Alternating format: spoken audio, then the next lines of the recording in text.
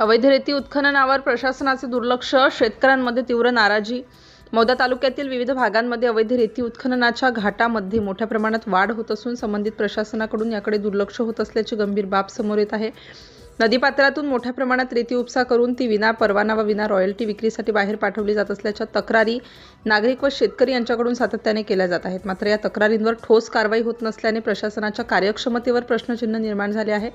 स्थानिक नागरिकांच्या म्हणण्यानुसार काही ठिकाणी ऑनलाईन प्रक्रियेतून मर्यादित प्रमाणात रेती खरेदी दाखवली जात असली तरी प्रत्यक्षात नदीपात्रातून 4 पट अधिक रेती काढली जात आहे। यामुळे शासनाचा महसूल मोठ्या प्रमाणात बुडत असून पर्यावरणालाही गंभीर धोका निर्माण होत आहे। नदीपात्राची खोली वाढल्याने भविष्यात पूरस्थिती निर्माण होण्याची शक्यता तज्ज्ञांकडून व्यक्त केली जात आहे। दरम्यान कुंभापूर परिसरात एका शेतकऱ्यावर झालेल्या मारहाणीच्या घटनेने परिस्थिती अधिकच गंभीर बनलेली आहे।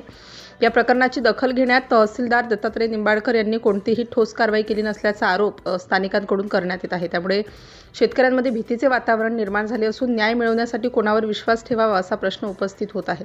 सध्या महसूल मंत्री चंद्रशेखर बावनकुळे हे निवडणुकीच्या कामांमध्ये व्यस्त असल्याने स्थानिक प्रशासन सुस्त झाल्याची चर्चा तालुक्यात सुरू आहे। याचा फायदा घेत काही रेती तस्करांकडून खुलेआम अवैध उत्खनन सुरू असल्याचे नागरिकांचे म्हणणे आहे। कुंभापूर घाटावर अंदाजे 1500 ते 1600 ब्रासचे उत्खनन करण्यात आले असून ऑनलाईन प्रक्रियेत फक्त 250 दाखवण्यात आले आहेत।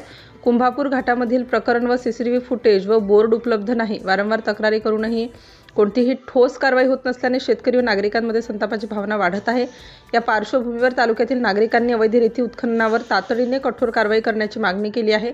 तसेच महसूल मंत्री चंद्रशेखर बावनकुळे यांनी या प्रकरणात लक्ष घालून संबंधित तहसीलदार दत्तात्रय निंबाळकर यांची तात्काळ हकालपट्टी करण्यात यावी व घरकुल लाभार्थी तसेच नागरिकांना दिलासा द्यावा आणि दोषींवर कडक कारवाई करावी अशी मागणी जोर धरत आहे। प्रशासनाने योग्य ती पावले उचलून शेतकऱ्यांना न्याय द्यावा व पर्यावरणाचे संरक्षण करावे अशी अपेक्षा व्यक्त केली जात आहे। सिटी इंडिया न्यूजसाठी नागपूर जिल्हा उपसंपादक अनिल ढोलवार।